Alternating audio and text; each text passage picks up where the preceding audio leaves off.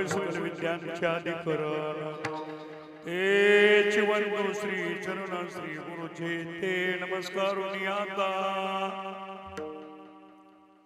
नमो सद्गुरु तुकया ज्ञानदीपा नमो सद्गुरु सच्चिदानंद रूपा नमो सद्गुरु भक्त कल्याण मूर्ती नमो सद्गुरु भास्करा पूर्ण कीर्ती तुझ पाहता सामोरी दृष्टी न फिरे माघारी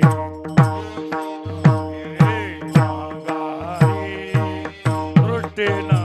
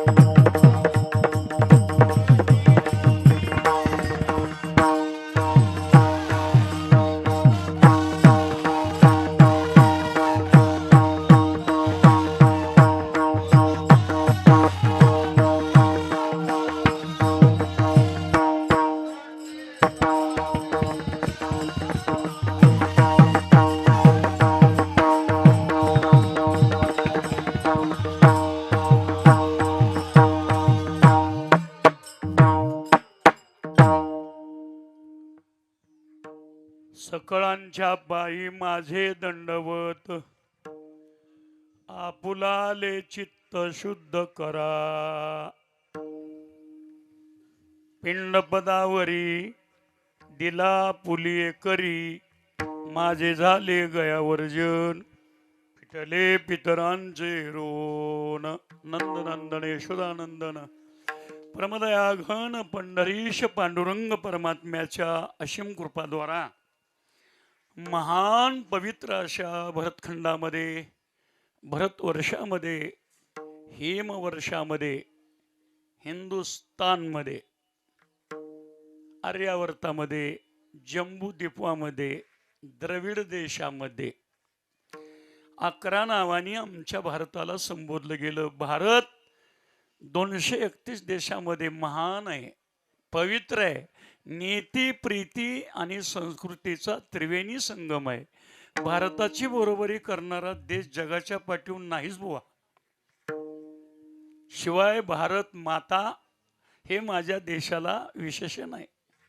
अमेरिका महासत्ता आहे नाही का, त्या मानानं भारत मागा असेल, कदाचित भारत मागा असेल.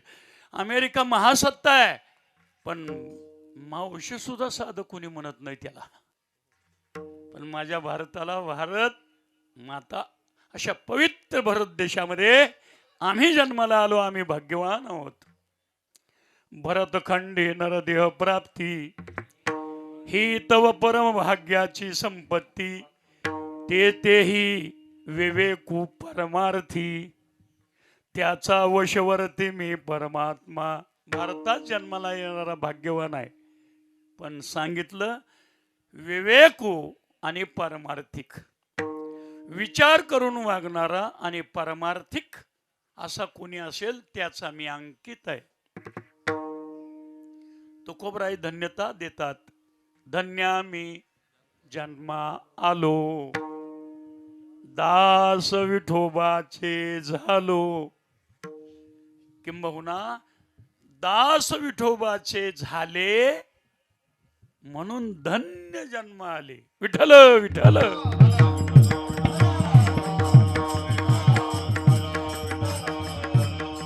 जे दास झाले ते धन्य जन्म आले. एरवी नाही तरी काय थोडी श्वान सुकरे उन्नडंची झाले जन्मोनिया मेले होवनिया गेले राव रंक. त्यांचे नाम कोणी नेघे चराचरी. ह्या चराचरामध्ये त्याचं नाव कोणी सुद्धा घेत नाही. किती आली, किती आहेत, किती येतील, किती गेले, माप नाही. पण भाग्यवान कुणाला? तुकोबरायांनी चकार लावून सांगितलं व्याकरणात.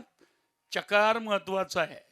च म्हणजे त्याच्या व्यतिरिक्त अन्य दुसरा कोणीच नाही. च म्हणजे तोच. तीच भाग्यवंते सरती पुरती धनविते.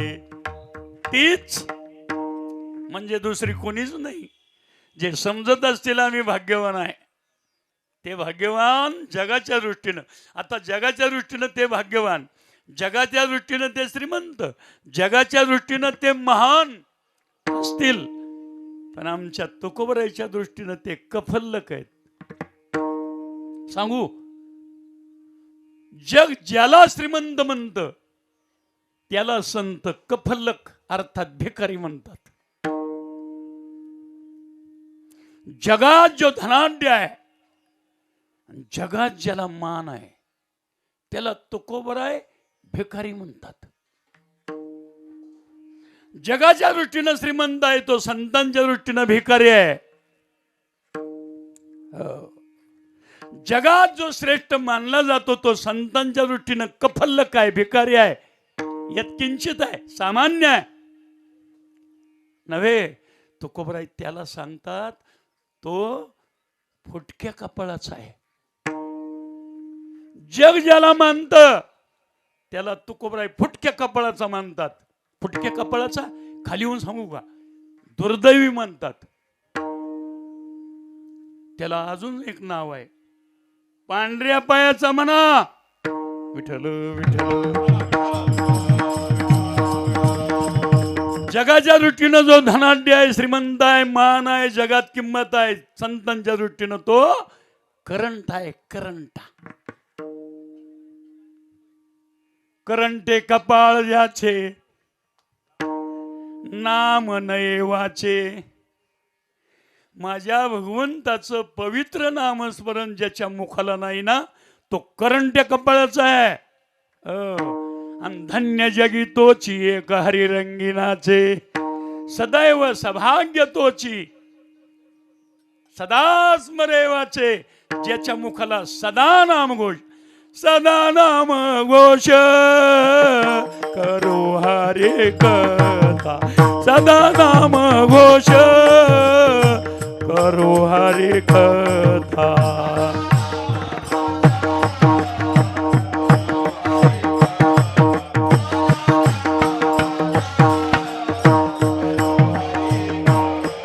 तेने सदा चित्त समाधान. तेने सदा चित्त समाधान. सर्व सुखल्यालो सर्व अलंकार. सर्व सुखल्यालो सर्व अलंकार.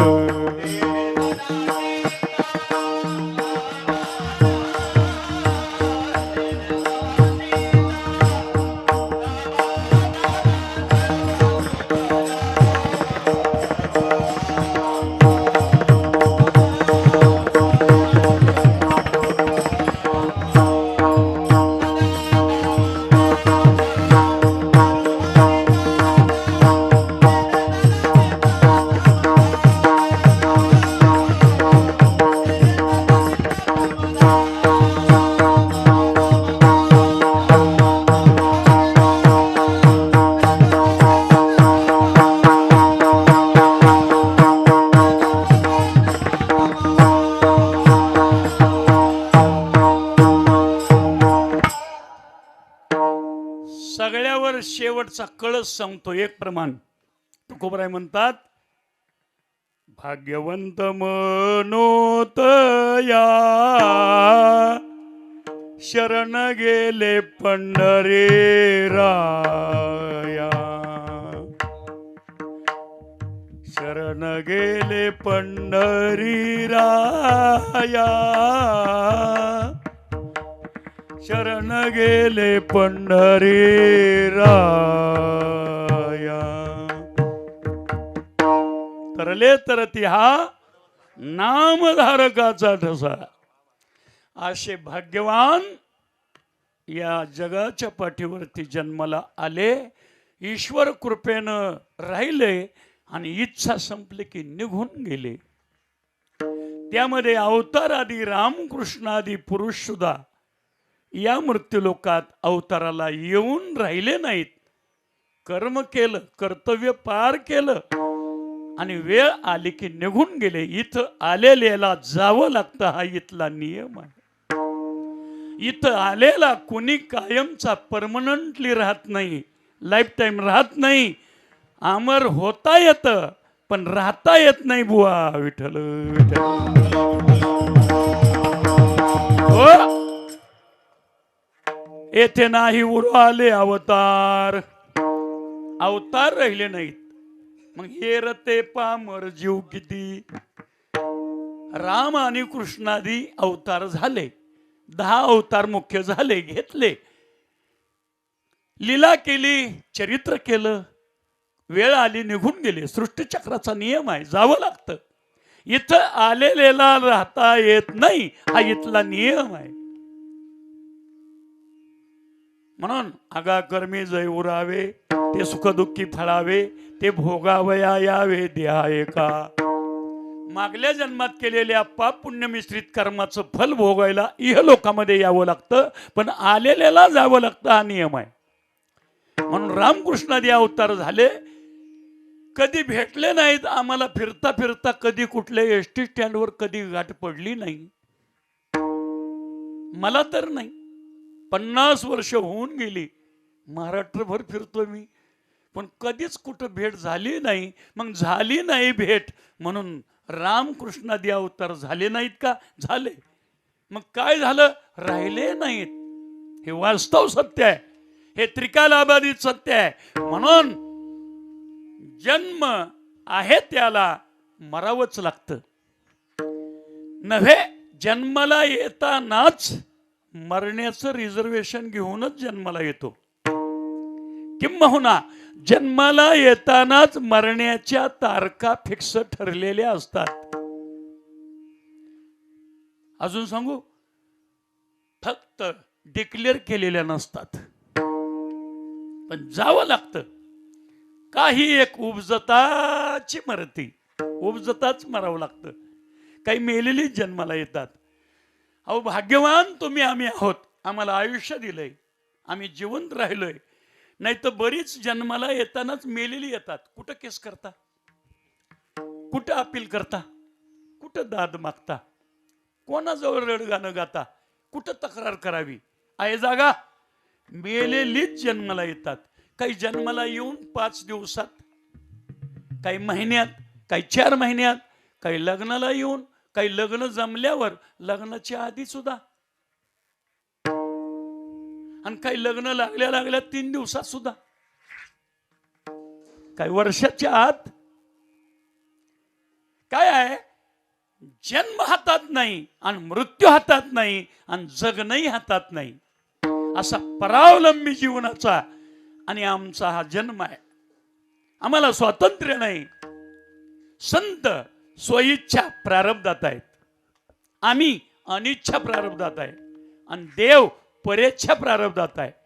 संतांना इच्छा झाली की जन्माला येतात, इच्छा आहे तोपर्यंत राहतात, आणि इच्छा संपली की जातात.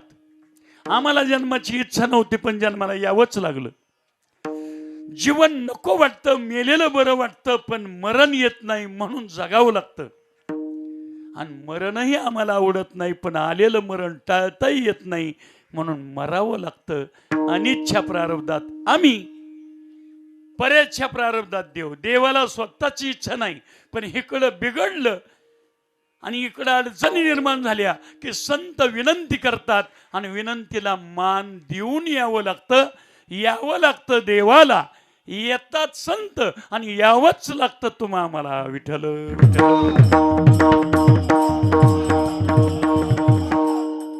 अशाच ज्यांच्यासाठी आज आपण एकत्र एका व्यासपीठावर आलो ते वैकुंठवासी हरिभक्तीपरायण यादवराव भीमराव चव्हाण तथा नाना. यांचा वैकुंठवास होऊन या चव्हाण परिवारातून जाऊन त्यांना आज एक पूर्ण वर्ष होतंय. त्यांच्या जाण्याचं दुःख या संपूर्ण परिवाराने अखंड वर्षभर झेलून पेलून सहन करून परिवारात्मक कुटुंबाची जी नैतिक जबाबदारी शास्त्रानं सांगितली ती मृत्यूपासून वर्ष श्राद्धापर्यंत आजच्या दिवसापर्यंत सर्वस्व विधी सगळा पार पाडून तो संपन्न करून त्यांना श्रद्धांजली श्राद्धादी तर्पण विधी पूर्ण करण्याचा प्रामाणिक प्रयत्न या परिवारानं केलाय. मृत्यूपासून सुरू झालेला हा यज्ञ याला अंत्येष्टी म्हणतात. माणसाच्या मृत्यूपासून एक यज्ञ चालू होतो, त्या यज्ञाची समाप्ती आज होते. त्या यज्ञाचं शास्त्र पुराणात नाव आहे अंत्येष्टी. अंत म्हणजे शेवट आणि इष्टी म्हणजे यज्ञ. विठ्ठल विठ्ठल. ह्या चालू झालेल्या मृत्यूपासूनच्या यज्ञाची शेवटची आज आहुती म्हणजे आजचं पार्वन श्राद्ध, प्रथम श्राद्ध, प्रथम पुण्यस्मरण किंबहुना तुमच्या आमच्या भाषेतलं वर्ष श्राद्ध. याला शास्त्र पुराणाने पार्वन श्राद्ध म्हटलंय. हे पहिलं पुण्यस्मरण आणि आजच्या या पुण्यस्मरणाच्या निमित्ताने त्रिपिंडी श्राद्ध 39 इतर आणि 2 धर्मपिंड असे 42 पिंडांची पूजा, त्रिपिंडी श्राद्ध आणि दुपारी 1:30 ते 4 या काळामध्ये हे तर्पण करून पितरांना आवाहन करून दर्भावर पिंड दिल्यानंतर आलेले पितर आपल्या हक्काचा पिंड सेवन करून तृप्त होतात आणि 1:30 ते 3:30 पर्यंत इथं राहतात. 3:30च्या पुढे त्यांना राहता येत नाही. 4च्या आधी त्यांना पितृलोकामध्ये जावं लागतं. असा विधी आहे, असा नियम आहे. मला जरा वाचून कीर्तन करायचा नाद आहे. मी उष्ट्या पत्रावळ्या कधीच कोणाच्या गोळा करीत नाही. मला उष्टी कीर्तन ऐकायला नको वाटतं. त्या यूट्यूबवरच्या 4-4 मिनिटाच्या क्लिपा माझ्या जिंदगीत मी अजून कधी कोणाच्या ऐकल्या नाहीत. त्याचं कारण आहे मला त्या ऐकण्याची आवश्यकता वाटली नाही. बऱ्याचदा शास्त्र तुकोबराने सांगितलंय पाहुनिया ग्रंथ. पाहुनिया म्हणजे असं कपाटात बघायचे आणि कीर्तनाला उभं राहायचं. पाहुनिया शब्दाचं लक्षार्थ असा आहे ग्रंथांचं अध्ययन करावं, चिंतन करावं, मनन करावं, त्याचा निधिध्यास करावा, त्याचं पाठांतर करावं, ते आचरणात आणावं, जे अनुभवाला आलं ते या व्यासपीठावर सांगावं. अनुभवे आले अंगा ते या जगा. ऐकून या कॅसेट करावे कीर्तन. नाही का? असं नाही. कीर्तन म्हणजे अशा पत्रावळी जोडायचं काम नाही बुवा. कीर्तन म्हणजे ग्रंथांचं वाचन करून करावं. शास्त्र आणि वेद आणि पुराणांचा यथार्थ निरोप सामान्यांपर्यंत पोहोचवणं ही वक्त्याची नैतिक जबाबदारी आहे. विठ्ठल विठ्ठल. आजचं कीर्तन तुम्हाला जरा थोडं जड जाईल. चालू विषय जो बोलतोय तोच तुम्हाला जड जाईल. तुमचा नियम वेगळा आहे आणि पुराणाचा कायदा वेगळा आहे, शास्त्र वेगळं आहे आणि तुमच्या परंपरा वेगळ्या आहेत. परंपरेमध्ये आणि शास्त्र पुराणांच्या कायद्यामध्ये फार मोठी दरी आहे किंबहुना तफावत आहे. थोडीशी जाता जाता तफावत बोलतो.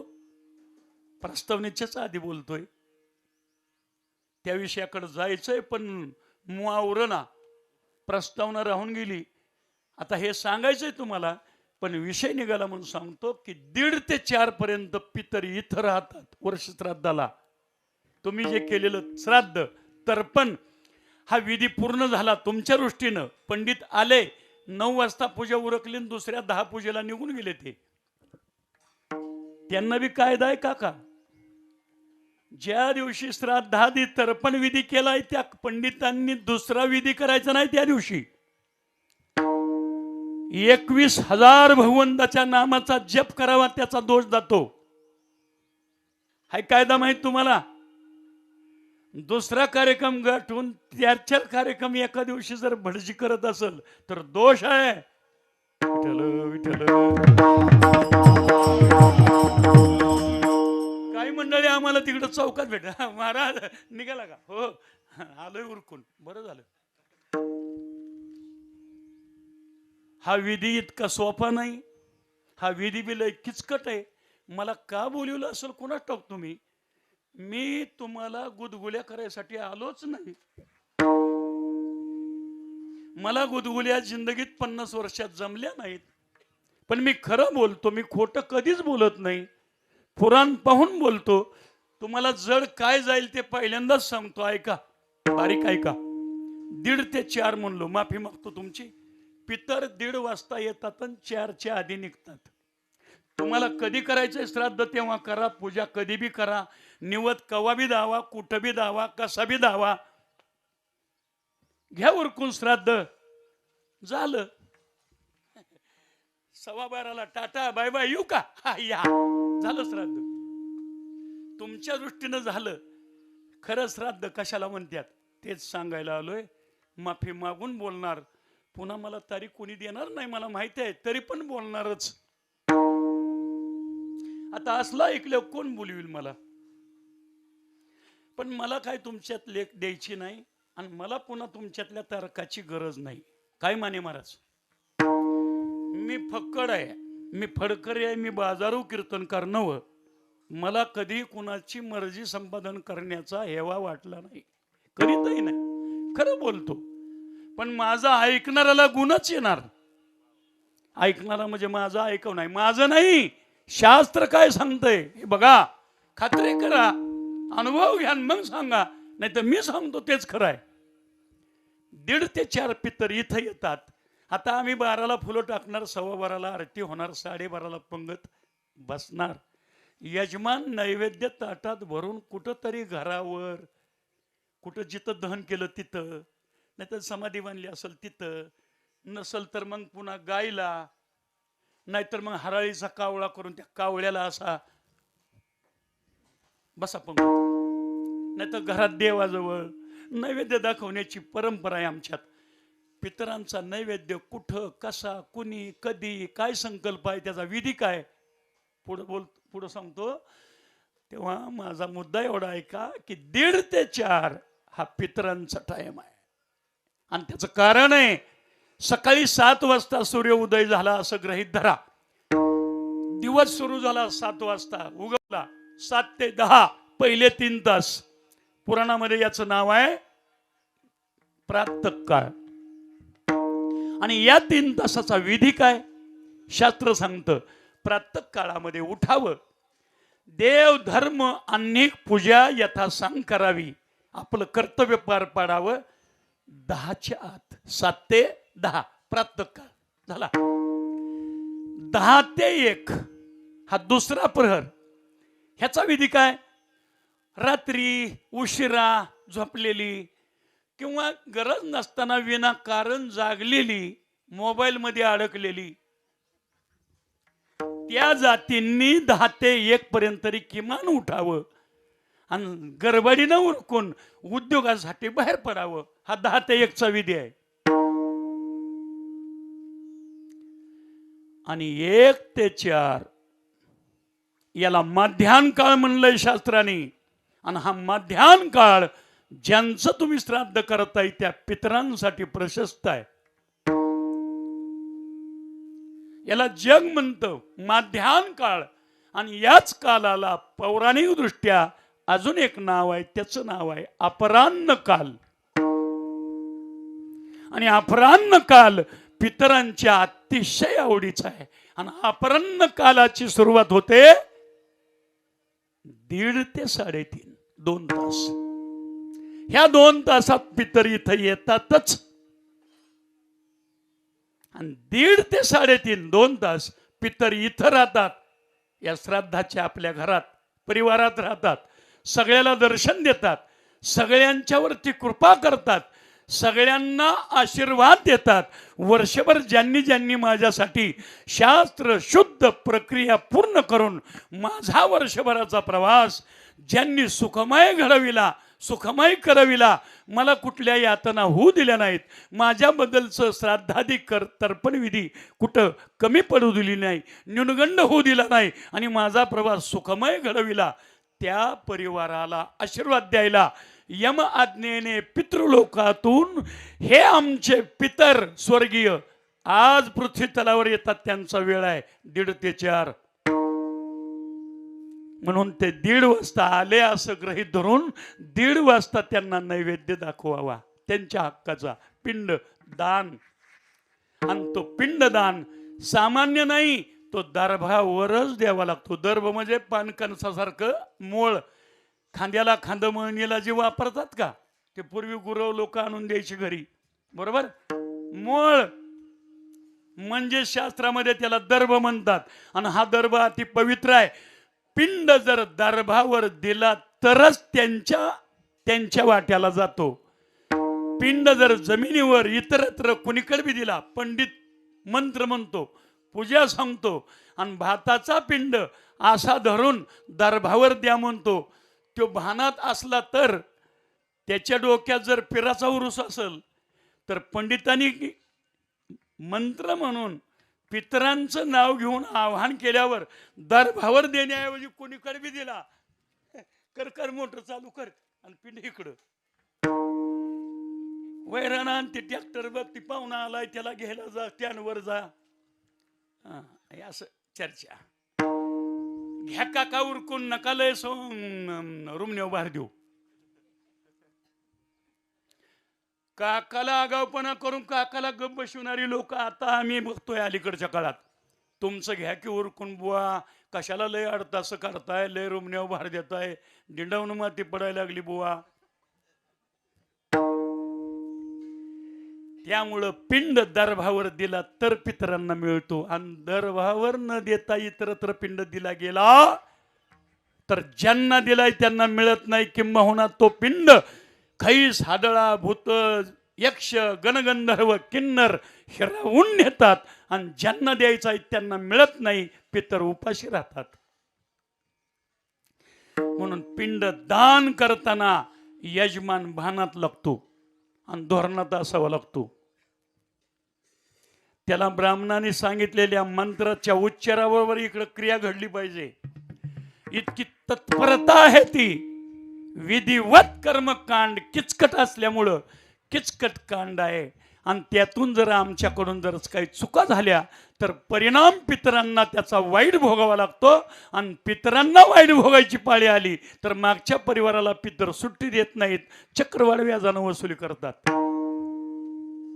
आणि म्हणून अपराह्न कालात पितरांना पिंडदान, आणि पिंडदान दिल्यानंतर पितर तृप्त होतात, आशीर्वाद देतात. मग त्यांची वामकुक्षी, मग त्यांना पाणविडा, मग त्यांना निरोप, आणि 3 नंतर पितर जायला निघतात पितृलोकात. मृत्यूपासून 14 दिवसाचा मृत्यूलोकातला विधी पूर्ण होईपर्यंत त्याला प्रेत आत्मा हे नाव आहे. आणि 14व्या दिवशी त्याचा प्रवास खऱ्या अर्थानं चालू झाला की वर्षश्राद्धापर्यंत त्याला पितर आत्मा अशा 2 संज्ञा आहेत. म्हणून पितृलोकांचं कार्य पूर्ण होण्याकरता 14 दिवसाचा विधी मृत्यूपासूनचा अतिशय महत्वपूर्ण सांगितलाय. ज्या दिवशी श्राद्ध आहे त्याच्या आदल्या दिवशी, आज अभंग सोडवायचाच नाही, अभंगावरच बोलायचं, पण अभंग राहू दे सोडवायचा. सोडवण्या इतका कठीण नाही, लय सोपा अभंग आहे. त्यामुळं त्याच्यात जास्त वेळ घालवण्यापेक्षा चिंतन लय महत्वाचं. आणि ज्या अपेक्षेनं मला तुम्ही बोलवलं त्यासाठी माझा प्रयत्न, आणि म्हणून मी शब्दाला जाणणार आहे. मला तुम्ही आवर्जून आजच्या विषयासाठी बोलवलं तेव्हा जरा विषय महत्वाचा सांगतोय. ज्या दिवशी श्राद्ध आहे आज, त्याच्या आदल्या दिवशी घरातल्या यजमानानी, म्हणजे मुलगा आणि सून या दोघा उभयतानी आदल्या दिवशी झोपताना संकल्प करायचा असतो. एवढं सांगून पुन्हा बघू प्रस्तावना. आदल्या दिवशी दोघा पती पत्नी म्हणजे मुलगा थोरला आणि त्याची पत्नी म्हणजे सून आणि मुलगा या दोघांनी अंथरुणावरती झोपताना संकल्प करायचा असतो दक्षिणेला तोंड करून, बाबा आई उद्या तुमचं श्राद्ध आहे, आम्हाला उद्या ब्राह्मी मुहूर्तावरती जाग करा. किंबहुना प्रातःविधी अन्निक कर्म उरकून सूर्य उदयाच्या वेळेला तुम्हाला तर्पण आणि आमंत्रण द्यायला आम्हाला जाग आली पाहिजे आणि आमचा विधी उरकला पाहिजे, लवकर जाग करा. असा आदल्या दिवशी संकल्प मुलानं सुनानं करून झोपायचं असतं. आणि ब्राह्मण मुहूर्ताची सुरुवात होते 4:30 3:30 ते 4:45 हा ब्राह्मी मुहूर्त आहे. म्हणजे ब्राह्मी मुहूर्तातला गाभा आहे. 3:30 ते 4:45 या कालामध्ये जाग आलीच पाहिजे. आणि पितर जागृती देतात, उठ बाबा तुझं कर्म आहे, तुला करावं लागतंय, आज माझी तिथी आहे. पितर जागे करतात आणि जाग्या झाल्यानंतर दोघांनी प्रातःविधी सगळं उरकून, देवकार्य उरकून, पूजा अर्चा नियम धर्म सगळं उरकून सूर्य उदय व्हायच्या आधी घरावर, घराच्या टेरेसवर पती पत्नी उभयतानी जाऊन पाणी तांब्या भरून आणि अक्षता घेऊन जायचं. वर गेल्यानंतर दक्षिणेला तोंड करून मुलानं ओंजळीत पाणी घ्यायचं. त्या ओंजळीमध्ये तांदूळ टाकायचे, तीळ सातू जवस येऊ टाकायचे आणि पत्नीनं डाव्या बाजूला उभं राहून सुनबाईनं मालकाच्या हाताला हात लावायचा आणि दोघा उभयतानी संकल्प करायचा असतो. सूर्य उदय व्हायचा आहे, व्हायला लागलाय पण झाला नाही. अशा वेळेला हा संधिकाल आहे, वेळ चुकता कामा नये. तुम्ही दिवस उगवून वर आल्यावर कासरावर करचाल किंवा उगवायच्या आधी करचाल नाही. सूर्य उदयाच्या वेळेला किरण बाहेर पडायच्या आत संकल्प, बाबा आज तुमचं श्राद्ध आहे, आज तुमची श्राद्ध तिथी आहे, हे पहिलं पुण्यस्मरण आहे, ही पहिली पुण्यतिथी आहे आणि तुमच्या वारस हक्कानं तुमची इस्टेट, जायदाद, स्थावर जंगम मालमत्ता तुम्ही माझ्यासाठी सोडून गेलात.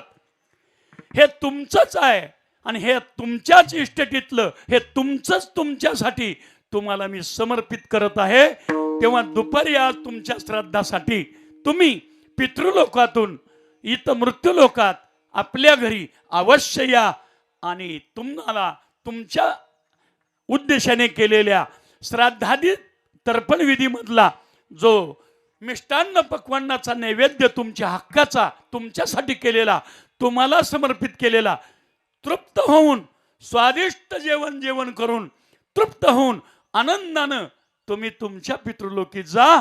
मी तुम्हाला अधिकृत आमंत्रित करत आहे, माझ्या आमंत्रणाचा स्वीकार करावा.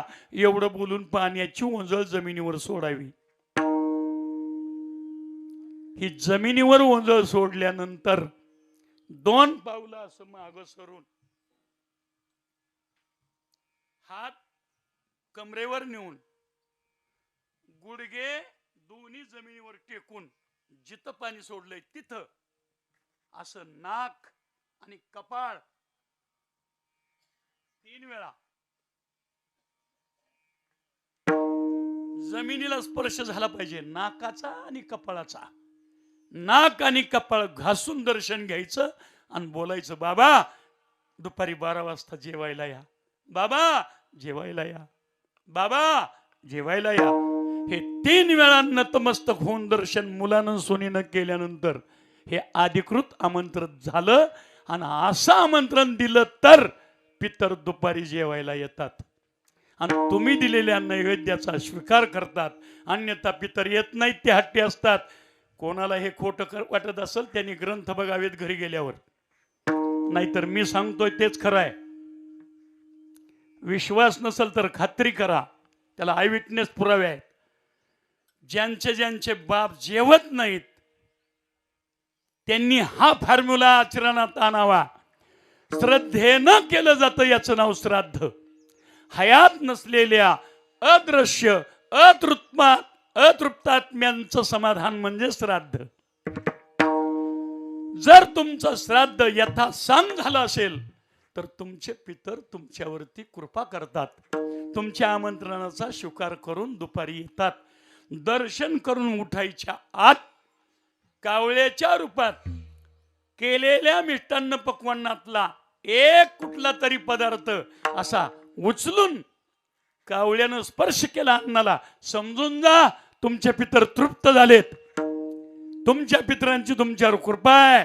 आणि पक्ष्याने स्पर्श केला नाही अन्नाला तर समजून जा पितर रुष्ट आहेत, पितर अतृप्त आहेत आणि पितर आमच्यावरती नाराज आहेत. आमचा विधी यथासांग झाला नाही आणि जो केलाय तो त्यांना मान्य नाही आणि अन्यथा ते तृप्त होण्यासाठी श्रद्धेनं हे श्राद्ध करावं लागतं, असा त्याच्या पाठीमागचा विधी आहे. विठ्ठल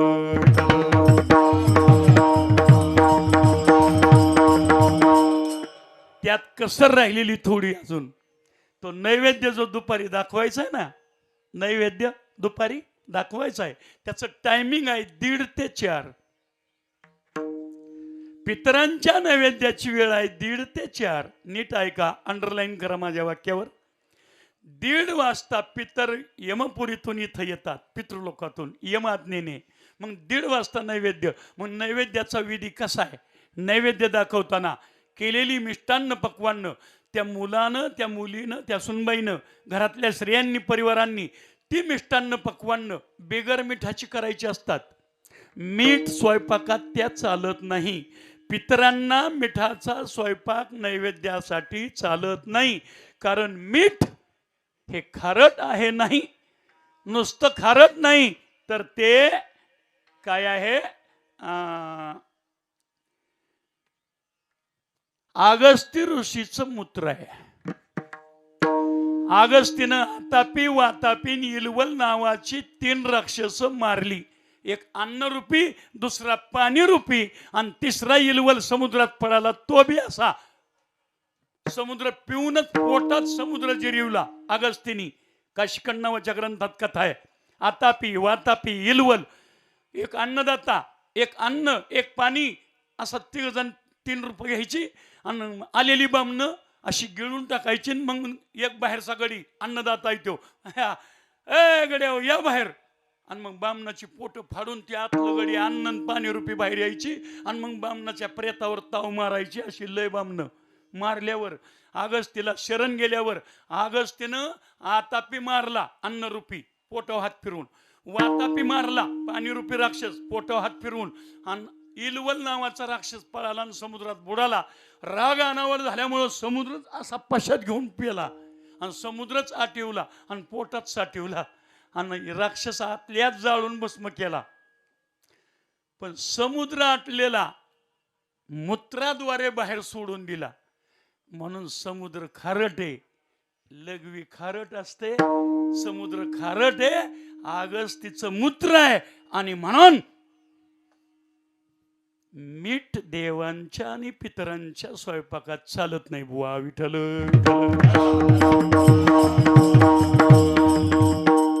असा बिगर मिठाचा स्वयंपाक पितृतर्पण विधीसाठी, श्राद्धासाठी जो केला जातो, त्या सगळ्या भाज्या, खीर, वडे, दूध खीर वगैरे सगळं काही असेल ते मिष्टान्न पक्वान्न सोन्याच्या ताटात भरल्यावर पितर लवकर जेवतील असं तुम्हाला वाटेल. हा गोड गैरसमज काढून टाका. तुम्ही तुमच्या श्रीमंतीचा भपका पितरांना दाखवू नका. तुम्ही किती श्रीमंत आहे याची पितरांना गरज नाही. सोन्याच्या ताटात वाढलं तरी पितर जेवणार नाहीत आणि जेवतच नाहीत. मग जेवण्यासाठी काय आहे, कायदा आहे कोणता? ऐका, तुम्हाला माहित नसलेलं सांगण्याचं कबूल केलं म्हणून सांगतो आणि कसर राहिलेली सांगतोय. पुन्हा यात पुन्हा आणखीन कसर राहू नये, नाही का? केळीच्या पानावरती सगळा स्वयंपाक मिष्टान्न पक्वान्न भाज्या भरून ताटात ते पात्र मांडून दक्षिणेला तोंड करून घरावर 1:30 ते 4 या काळात नैवेद्य मांडताना पाणी नेलेलं पाणी असं टाकून गोल अंगठ्या शेजारचं पहिलं बोट, याचं नाव आहे तर्जनी. या तर्जनीनं त्याचं गोल मंडल तयार करून त्या मंडलावर ताटातला नैवेद्य केळीच्या पानासकट तसाच मांडायचा. कशावर? पाण्याच्या गोल मंडलावर. मंडल केलं नाही तर पितरांना नैवेद्य मिळत नाही, पितर अतृप्त उपाशी राहतात. आणि मंडल केल्यावर पितरांचा नैवेद्य पितरांनाच मिळतो. कारण का?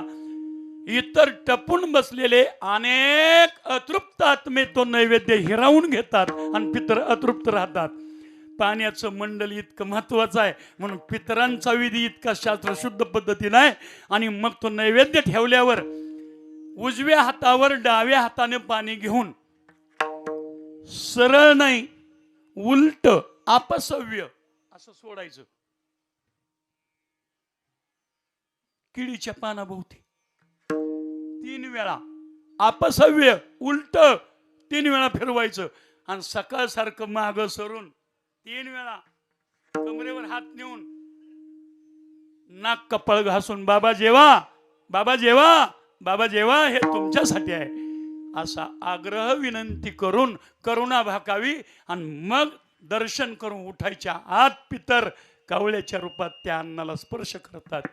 हा श्राद्धाचा विधी आहे. मायबाप जमलं तर खात्री करून घ्या. हे खोटक जर कोणी सिद्ध केलं तर मी जराशाचं शेण काढीन तुमच्यात कीर्तन बंद करून. नाहीतर मी म्हणतोय तसंच आहे. आणि जर हा विधी नाही तुमच्याकडून घडला तर पितर अतृप्तच आहेत. आणि पितर अतृप्त राहिले तर काय करतात ते पुढे सांगतो. विठ्ठल विठ्ठल.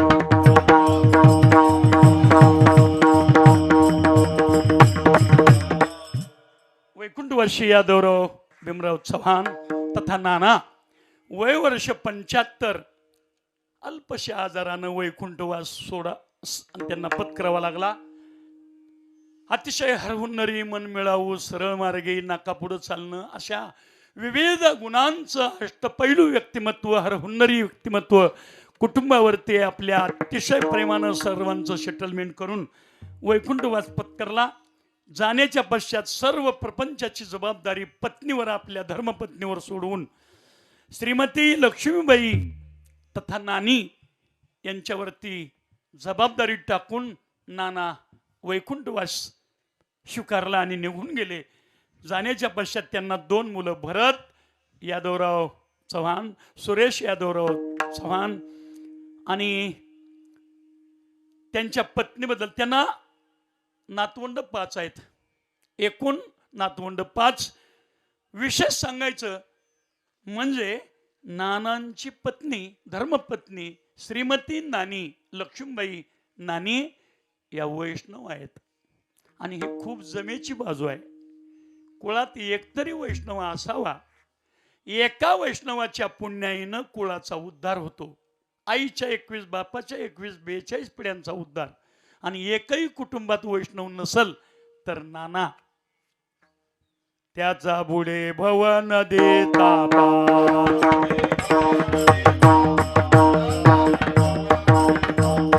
जय कुळी नाही एकही वैष्णव, जय कुळी नाही एकही वैष्णव त्याचा बुडे भवन देता.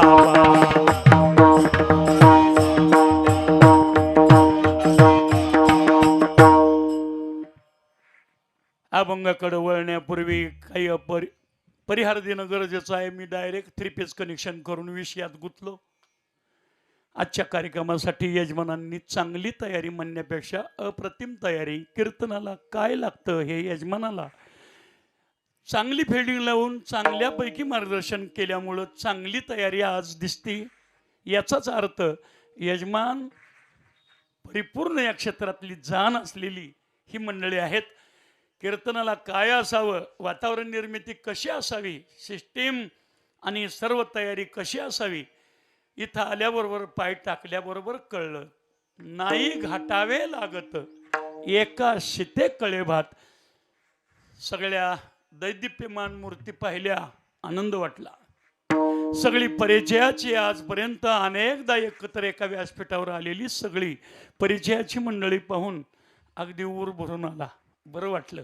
काय होतं, गर्दीपेक्षा मला दर्दी लोक आवडतात. कीर्तनामध्ये चिंतन महत्वाचं असतं. सुगरणबाईनं स्वयंपाक किती जीव लावून, किती प्राण ओतून, किती कसब ओतून, किती आपला आटापिटा करून स्वयंपाक केलाय हे खाणाऱ्यावर अवलंबून असतं. नाही तर तुकोबराय म्हणतात तिनं एवढा प्राण ओतून स्वयंपाक केला, कितीतरी भाज्या बनवल्या, षड्रस भोजन बनवलं आणि येड्या गाबाळ्यानं रताळ्यानं सगळं एकत्र कालवलं, गोतांबील केली. वरणम तरणम चैव भास्करम च कुस्करम च हा बिंदू मात्रणम ततम ततम गटती गट गटा, हा गटा गटा गिळलं, हात पुसलं, निघून गेला. कस काय जेवण होतं म्हणलं, बरं झालं. प्राण ओतून त्या माऊलीनं स्वयंपाक केला. माऊली म्हणतात सुगरिणी आणि उदारे, रसज्ञ आणि जेवणारे. बाई सुगरण असावी आणि उदार असावी, मिष्टान्न पक्वान्न प्राण ओतून करणारी असावी आणि उदार मनानं असावी, भरपूर वाढणारी असावी, प्रेमानं वाढणारी, आग्रह करून वाढणारी. ना तर जेवणारी असे हे जबरदस्त आणि घालू का, वाढू का, सोडू का, टाकू का, अशी फास्ट पळत चालली, वाढीनच काय खातीपर्यंत ज्ञान पोचवत नाहीत. काय उपयोग आहे? वक्ता ज्ञान संपन्न असावा आणि समाजाला दिशाही मिळावी आणि प्राण ओतून वेळेचं भान ठेवून वेळेच्या आत समाजाच्या पदरात जास्तीत जास्त चिंतन वक्त्यानं मांडलं पाहिजे. ही वक्त्याची नैष्टिक जबाबदारी आहे. आज तयारी चांगली आहे, टाळकरी मर्यादित आहेत, परंतु दर्दे आहेत, गुणवान आहेत. आज गुणवानांची मांदियाळी आहे. गान गंधर्व स्वर भास्कर आमच्या इंदापूर तालुक्याच्या पंचक्रोशीतील सगळी दिग्गज मंडळी एका व्यासपीठावर आहेत. आदरणीय हरिभक्तीपरायण कुरोलीकर आमचे माने महाराज नाना आहेत. आदरणीय हरिभक्तीपरायण वैशेवाडेकर माझे अमोल महाराज आहेत. सुंदर आवाज आहे माझे बाळनाना आहेत. फडकरे आहेत, उत्तम कीर्तनकार, उत्तम गायक, अशी तिघांची ख्याती आहेत. कांबळे महाराज आहेत पलीकडं, माऊली महाराज. ही सगळी मंडळी दिग्गज आहेत. आमचे आप्पा आहेत, आमचे काका आहेत, पितृतुल्य अशी असणारी मंडळी श्रद्धेनं सेवेला. बघा ना आता काकाचं वय, आप्पाचं वय, कुठं वय आहे यांचं, तरी परंतु शरीरानात आणि वृद्ध झालेली वाटतात मंडळी, पण मनानं अजून चिर तरुण आहेत. मी काकांना म्हणलं आज बसून सेवा केली तर बरं होईल. नाही तसं कसं टाळ घेऊन उभं राहणार. तो का म्हणे वृद्ध होती तरणे रे, शरीर थकलंय पण मन तरुण असावं. आणि ते उदाहरण म्हणजे काकानाप्पा.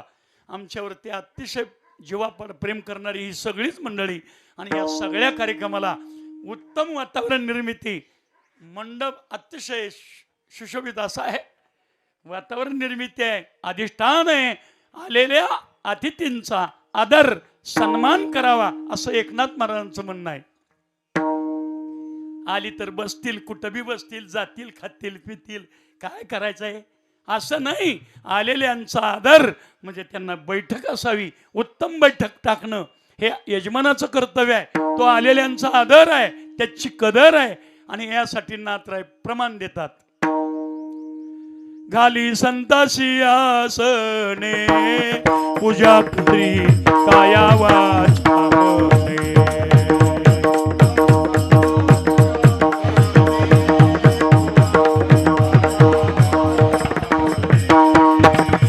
एक जनार्दनी जाणे, इच्छिले ते पुरवी.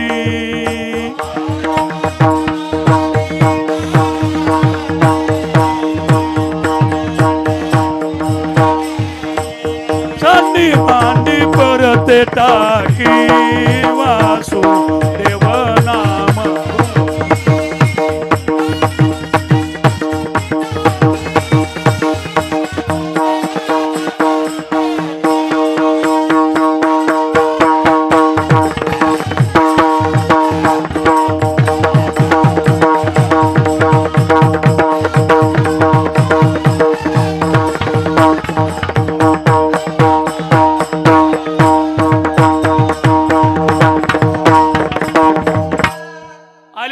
आदर कदर म्हणून असं नसतं, सर्वांना होता यावं असं सुंदर बैठक तयार.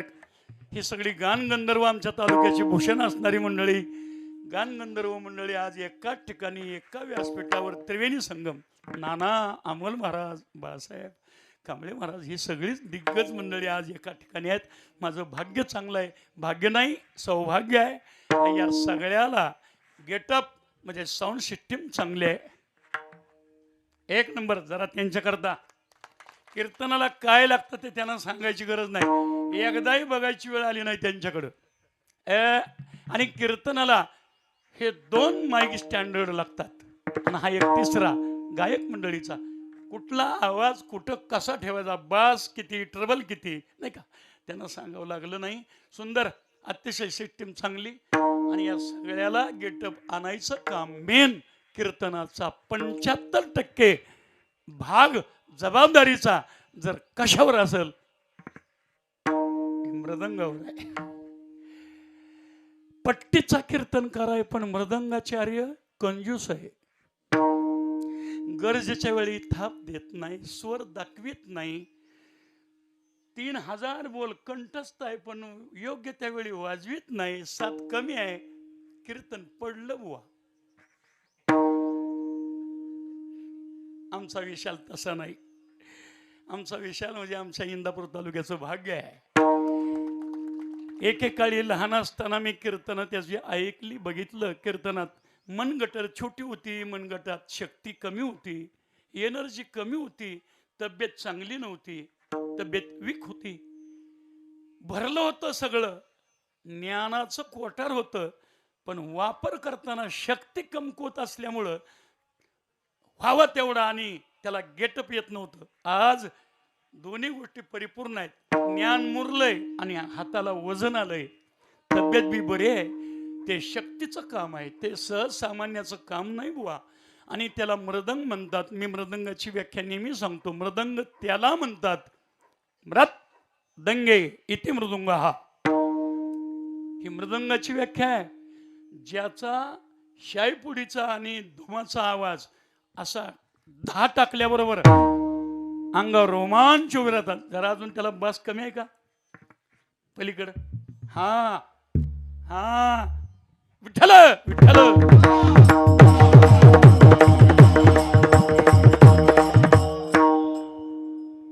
असा 10 टाकल्याबरोबर अंगावर रोमांच उभे राहतात. उभे रोमांच. अरे जिवंत माणूस ज्याच्या ब्रह्मनादानं दंगून जाईल नवल नव्हे, ज्याच्या ब्रह्मनादानं मेलेलं मड सुद्धा दंगून जातं, याचं नाव आहे मृत दंगे इति मृदुंग. विशाल महाराजांची साथ संगत आहे. चिंतनही ताकदीनं तसंच मांडण्याचा माझा प्रामाणिक प्रयत्न आहे. अभंगाचा भावार्थ एका 0 मिनिटात संपतो. तुकोबराई या अभंगात कर्मयोग सांगतात, कर्माला प्राधान्य देतात. जे वाट्याला आलं ते आनंदानं स्वीकारलं. 7 पिढ्याच्या परंपरेला बगलफाटा न देता परंपरा जपली. पंढरयाची कृपा आणि पितरांची कृपा झाली. पितरांची कृपा झाल्यामुळं मी पितरांची आणि पंढरयाची कृपा व्हावी म्हणून हा मिळालेला औट हाताचा देह पंढरयाच्या चरणारविंदी समर्पित केला. पितरांची प्रसन्नता झाली, पांडुरंगाची कृपा झाली म्हणून मला पितरांच्या उद्धाराकरिता, मोक्षाकरिता पितृगया आणि गुजरात मधली मातृगया गयेला जाण्याची गरज राहिली नाही. कर्माला प्राधान्य दिलं, वेगळं कर्म केलंच नाही, केला तो फक्त परमार्थ.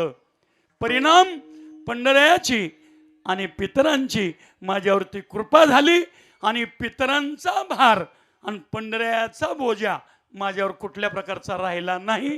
असा 4 चरणाचा सरळ भावार्थ आहे. याला घोषवारा म्हणा.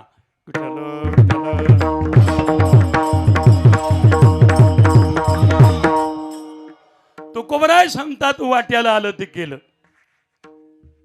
आले भागात ते करीतो, तुझे नाम उच्चारितो, पंढरीची वारी आहे माझे घरी. पंढरीची वारी, तुळशी माळगळा गोपीचंदन टिळा, ही परंपरा जोपासली आणि टिकवली. त्याच्याकरता जीवनामध्ये त्याग केला. आणि म्हणून 3.5 म्हणजे औट हाताचा पिंड म्हणजे देह जो ईश्वरानं दिला.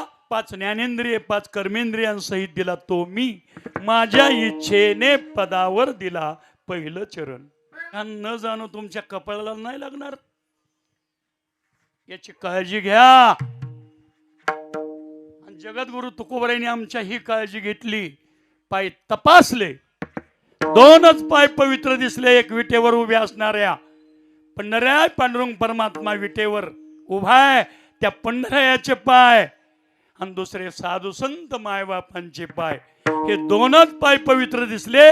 त्या दोन्ही पायावर तुकोबराय म्हणतात, मी हा पिंड अर्पण केला, माझ्या इच्छेनं केला.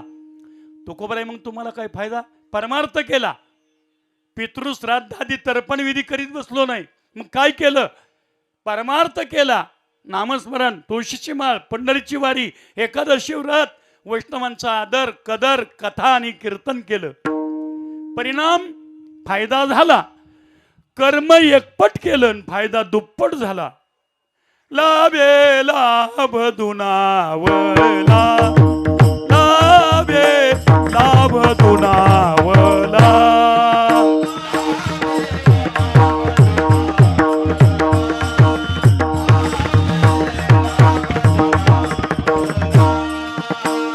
जीव झाला दरुशने, जीव झाला दरुशने, लावे लाभ दुनावला, लावे लाभ दुनावला.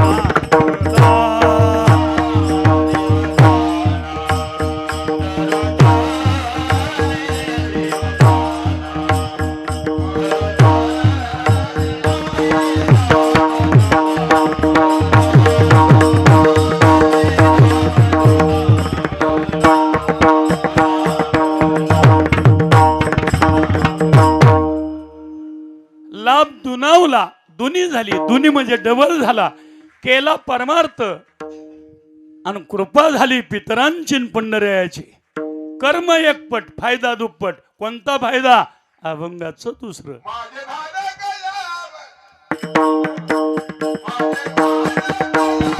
पडले ज्यांचे पितर अधोगतीला नरकात गेले, त्या पितरांना मोक्ष मिळण्याच्या हेतुस्तव जे विष्णुपद गयला जातात, त्या फाल्गु नदीच्या काठावरची 35 किलोमीटर परिसरात कुठंही पूजा करून, सगळ्या पिंड पात्रात भरून, मुख्य मंदिरात जाऊन विष्णूच्या पायावर ते पिंड समर्पित केल्यावर पितरांना मोक्ष मिळतो आणि उद्धार होतो, असा कायदा आहे.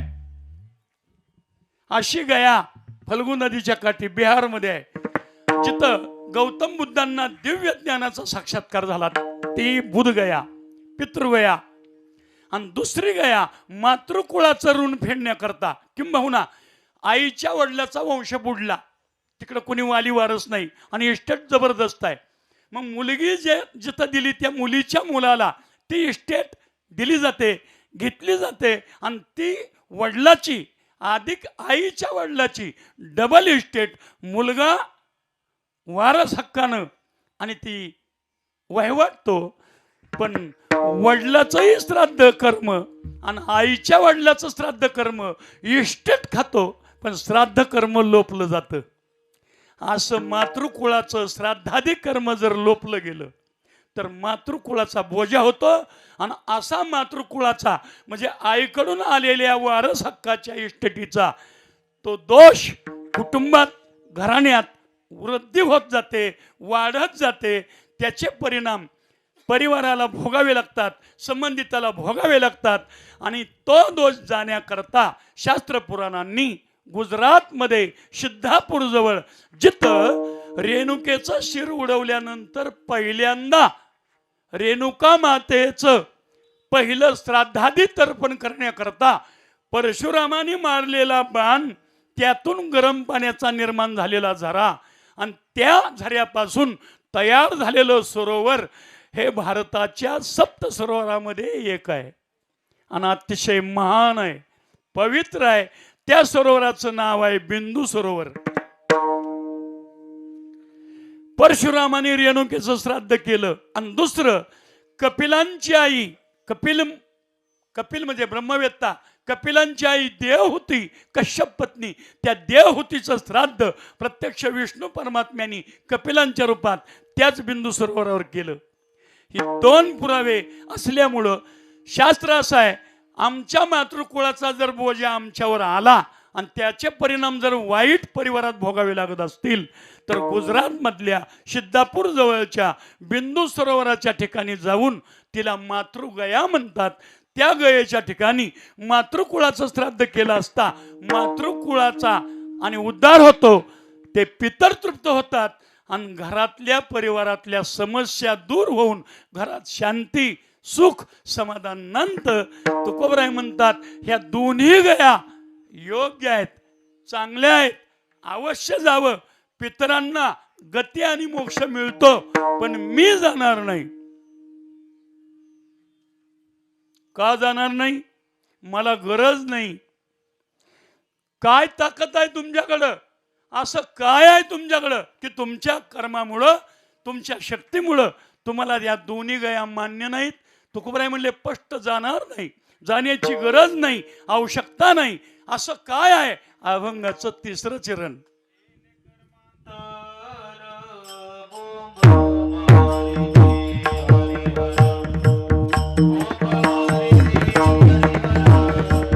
जे द्यायला पाहिजे त्यांना ते दिलं जात नाही. मग बरं आता तुम्ही सांगा मला, आमच्या विशालनं ही जी कमावलेली एवढी मोठी कला आहे, या कलेला जर इथं कीर्तनात नाही वाव दिला तर त्यांनी ते दाखवायचं कुठं?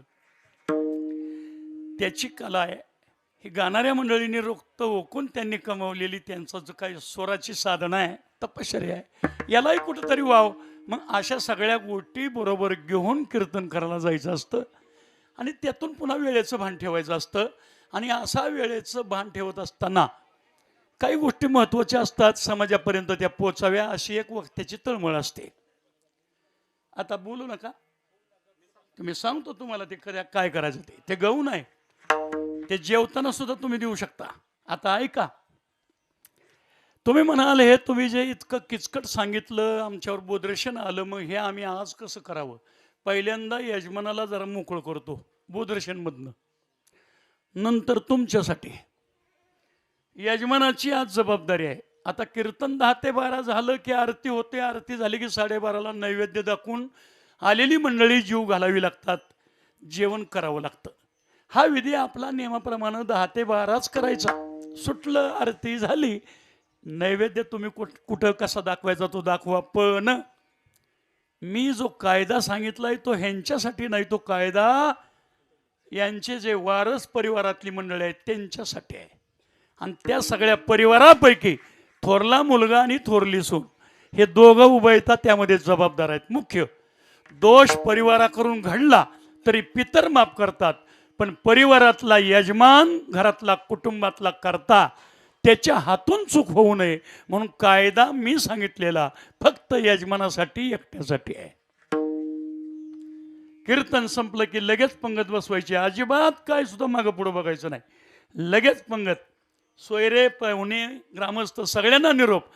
पण 1:30 ते 4 वाजेपर्यंत मगाशी सांगितलेला जो कायदा आहे, जो नियम आहे पितरांच्या नैवेद्याचा, ते पितर आता 12:30ला इथं नाहीतच. आणि असतील तर मला सांगा सिद्ध करून कसे आहेत. आणि तुम्ही दाखवलेला नैवेद्य त्यांना मिळतो का? ते तृप्त होतात का? नाही होत. मग याला पर्याय यजमानाने सावधगिरी बाळगायची. काय करायचं? त्या उभयता पती पत्नी मुलगा सून या दोघांनी उपवाशी राहायचं. त्यांनी अन्न खायचं नाही. सगळा परिवार समाज सगळा निघून गेला तरी चालेल, पण 1:30 वाजला की मगा सांगितल्याप्रमाणे केळीच्या पानावरती नैवेद्य भरायचा.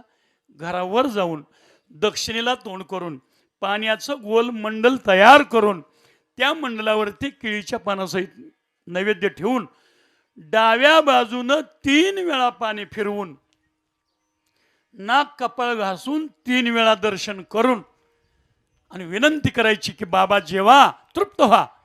असं दर्शन केलं की तुमचा नैवेद्य पितरांना मिळाला आणि तुम्ही त्यांच्या दोषातून परिवारासहित मुक्त झाला.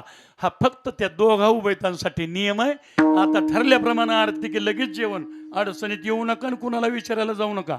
हे पुढं कसं करू? हा कायदा फक्त त्या दोघांसाठी आहे. हा कायदा त्यांनी दोघांनी पाळला की मागच्या परिवाराला पितरांची कृपा झाली म्हणून समजा, पितर तृप्त झाले. अन्यथा हा जर नियम पाळला नाही यजमानानी तर पितर अतृप्त राहतात आणि त्याचा परिणाम मागच्या परिवाराला भोगावा लागतो. आता तुमच्यासाठी ऐका,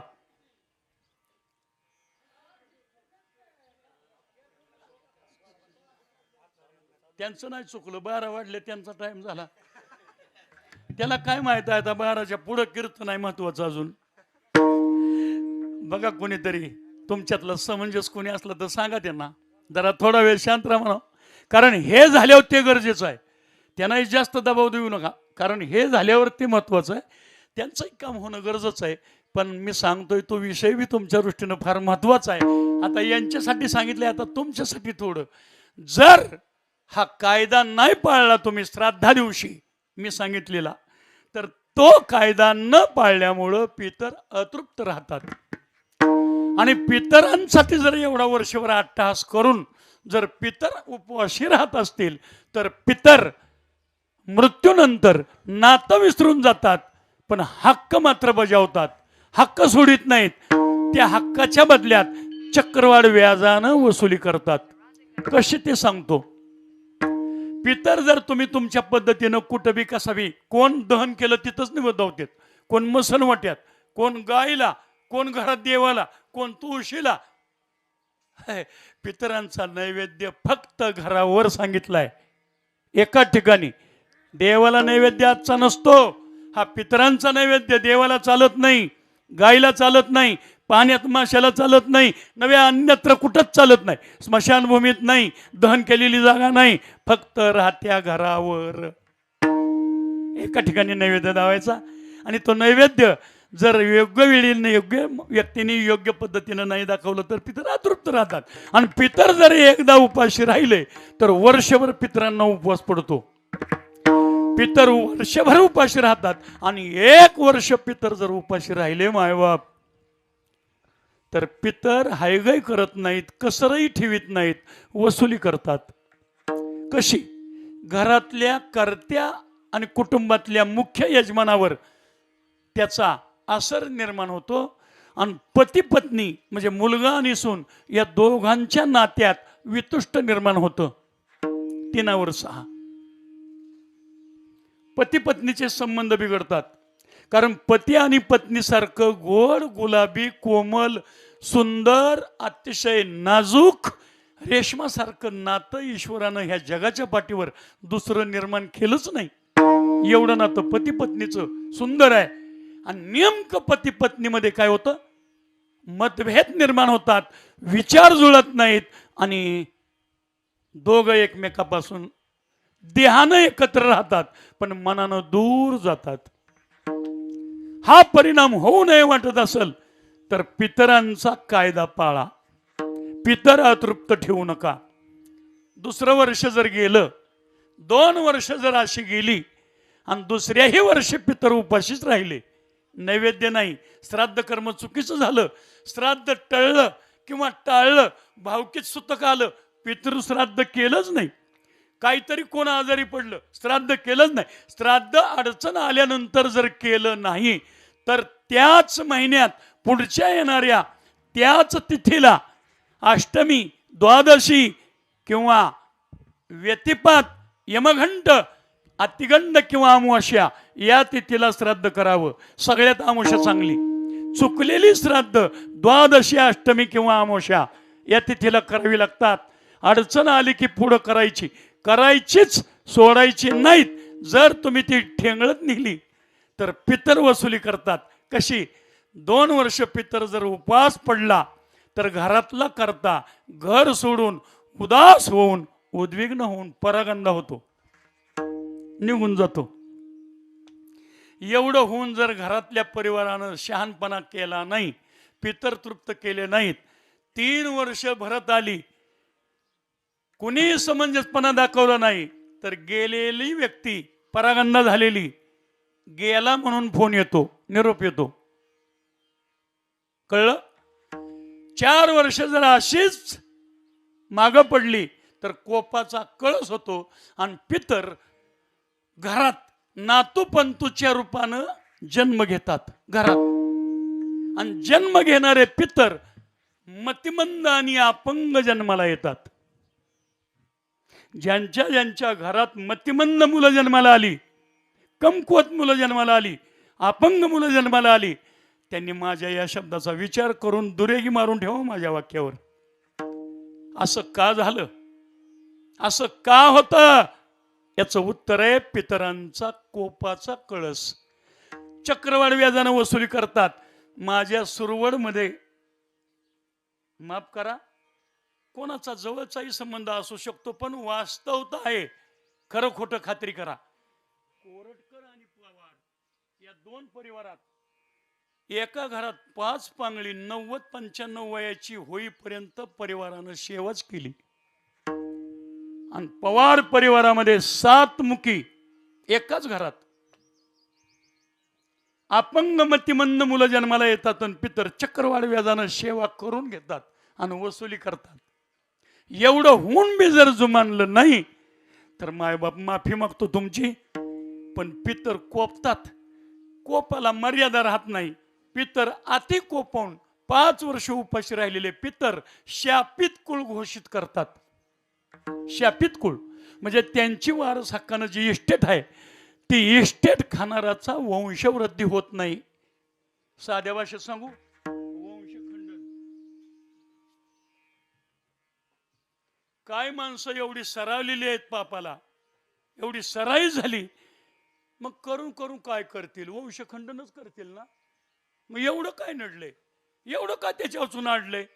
कुठून बी आणू, कुणाचं बी आणू आणि वंशाला दिवा करू. मुलाचे प्रकार अनेक आहेत. मग दत्तक आणून वंश वाढवू नाव लावून, अशी काही माणसं सराईत आहेत.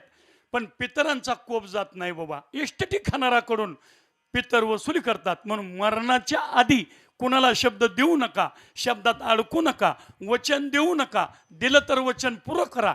विश्वासघात करू नका, केसानं गळा कापू नका. कुणाला देतो घेतो म्हणून गोड बोलून, फसवून, फूस लावून, विश्वासात घेऊन, मजबुरीचा फायदा घेऊन, कमकुवतपणाचा फायदा घेऊन, अज्ञानाचा फायदा घेऊन, मैत्रीचं नातं जोडून, संपर्कात सतत सातत्यानं राहून कोणाच्याही इष्टटीचा हव्यास करू नका. अशा लुटलेल्या इष्टटीचा परिणाम 3 पिढ्यानंतर पुढे जाणवतो. म्हणून 3 पिढ्यानंतर ह्याचा परिणाम जाणवतो. आज महाराष्ट्रामध्ये जर तुम्ही आजूबाजूला पाहिलं तर तुम्हाला दिसून येईल, तुमच्या निदर्शनाला काही काही इतकी दुःख आणि उद्विग्न भोगतायत लोक की जगण्यातला आनंद सगळा संपून गेलेला आहे. परिणाम काय असेल तर अतिशय प्रखर पितृदोष जाणवतोय. नांदायला गेलेल्या मुली 4-5 लेकरं होऊन नातवंड झालेल्या मुली सासरच्या लोकांनी आईबापाकडे आणून सोडल्या. म्हातारपणी सांभाळा तुमची, नाही लागत आम्हाला, बरं आहे का आता. म्हातारपणी नातवंड आलेल्या पुरी घरी आणून सोडल्या. कशाचा परिणाम? प्रखर पितृदोष. भावकीत वाद चालू आहे जमिनीचा, 7 पिढ्या झाल्या मिटत नाही. प्रखर पितृदोष. मुलंच होत नाहीत घरात, नुसत्या मुली होतात. प्रखर पितृदोष. मुलं होतात पण जन्माला आली की मरतात. प्रखर पितृदोष. मुलं होतच नाहीत. प्रखर पितृदोष. मुलीच होतात. प्रखर पितृदोष. मुलं आहेत पण लग्न जमत नाही. प्रखर पितृदोष. मुलं आहेत पण सांभाळीत नाहीत. प्रखर पितृदोष. अनेक प्रकारचे दुःख आहेत. कोट्यावधी रुपयाचं उत्पन्न घरामध्ये आहे, दिसतंय डोळ्याला आलेलं, परंतु राहत काहीच नाही, आउटपुट काही नाही. परिणाम याचा प्रखर पितृदोष. या सगळ्याला एकच उत्तर, भाकरी करपते, पानं विड्याची नाचतात आणि घोडा खुतून उभा राहतो. ह्या आणि पीक जळाय चाललंय. पाटलाला प्रश्न चावडीत चौघांनी विचारलं. पाटील चावडीत न्याय द्यायला, पाटील पीक जळतंय. बर. पुरीनं सांगितलं किती बऱ्या लावला तरी दिवा इसतोय. तिसरा मित्र आला, पाटील लग्नाची बायको मिली, पोरं लहान लहान, काय करू? तिघाला बी पाटलाने उत्तर दिलं, पाट लावा. दिवा इसतोय, पाट लावा. आडवा म्हणजे इजणार नाही. पीक जळतंय, पाण्याचा पाट लावा, पीक वाचल. आणि लग्न झालं होतं पण पत्नी गेली. पाट लावा म्हणजे नाथरायांच्या भाषेमध्ये गंधर्व पद्धतीचा विवाह करून दुसरी पत्नी करा. पाट लावा. सगळ्याचं उत्तर एक, तसं अनेक कारण अनेक समस्या जगापुढे आहेत. या सगळ्याचं उत्तर एकमेव एकच आहे, माय बाप केवळ काशी तेने न जावे तीर्थाशी. सकळ तीर्थाची धुरे जे का माता पितरे तया सेवे शिकिर शरीरे लोन किजे. जिवंत आई बाप ज्याचे आहेत ना तो भाग्यवान आहे जगात. त्यानं काशीन तीर्थयात्रा करायचीच नाही. देवधर्म नाही केला चालेल, माळ नसली, अन्नदान नाही घडलं चालेल, पण जित्या आईबापाचं दर्शन आणि सेवा पुत्रवत करा, काहीच अडचण नाही. हिरवा कंदीला इथून तिथून आयुष्यात काही कमी नाही.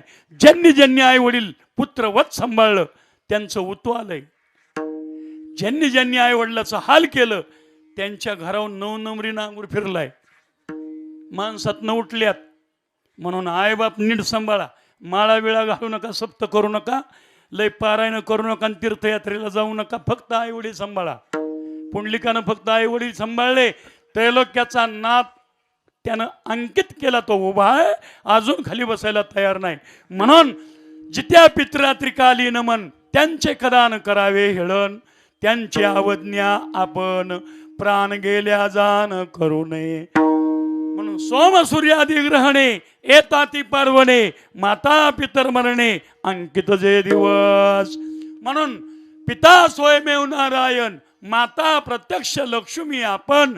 ऐशे भावे ज्याचे मन सुपुत्र जाणतो एक. माझे झाले गयावर जग फिटले पितरांचे ऋण. प्रत्यक्ष प्रभू रामचंद्रांनी वनवासात असताना सुद्धा दशरथ राजाचं श्राद्धादी तर्पण वशिष्ठांच्या माध्यमातून पूर्ण केलं आणि दशरथ राजाला गती दिली. आणि दशरथ राजाला दिव्य गती मिळाल्यामुळं दशरथ राजाने हात वरती करून यशवंत भव, कीर्तिवंत भव, विजयी भव आशीर्वाद दिला आणि कल्याण चिंतन केलं पितरांचं, नाही का. आणि सेवा घडावी, ती सेवा झाली की पितर आशीर्वाद देतात. नाहीतर सेवा नाही घडली तर पितर कोपतात. हा कटा त्याचे करीती पितर वंशी दुराचार पुत्र झाला. मग गळ्याची ना गर्भ नव्हेची का वांज माता त्याची लाज लावा पापी. म्हणून नामा म्हणे सेवा घडावी संतांची किंवा माय बापाची घडावी. घ्यावी कृपा त्याची तेची ज्ञान तरी तेची ज्ञान जाणायाला गुणी संतावोळ गोणी वशकीजे.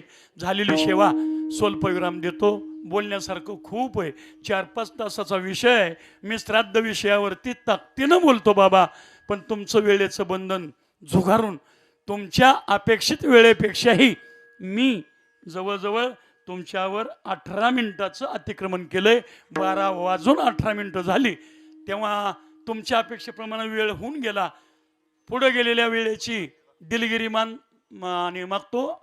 आपणा सर्वांना एक विनंती करीन, आपण सर्वजण ज्या वेळेची वाट पाहतात ती वेळ जवळ आली आहे. आपण सर्वजण घरातली मंडळी थांबा की सांगतो मी तुम्हाला. आपण सगळेजण असं करा की, माझं एक मत आहे, आपण पुष्पवृष्टी करण्याऐवजी हिथं फुलं आणून ठेवा. पुढं फुलं आणून ठेवा. आरती होईल, आरती झाल्यानंतर फुलं प्रत्येकाने फोटोवरती व्हायची, दर्शन घ्यायचं आणि पंक्तीला बसायचं. पुष्पवृष्टी करू नये असा पंढरपूरमध्ये 350 फळावर नियम आहे. वाटायची नाहीत आणि व्हायची नाहीत, व्हायची उजळायची नाहीत. पुष्पवृष्टी फक्त संतांच्या समाधीवर केली जाते बाबा, असा कायदा पंढरीतला आहे. आणि मी फडकरी आहे म्हणून बोलतो. आता तुमची इच्छा असली तर वाटायची का? वाटायची का? वाटा वाटा वाटा. नाही आता मी बी आता या आबाळ फाटलं त्यामुळं मी आवरू शकत नाही. आता वाटा आणि उजळा. काय करायचं ती करा. आता उठून उभे राहा.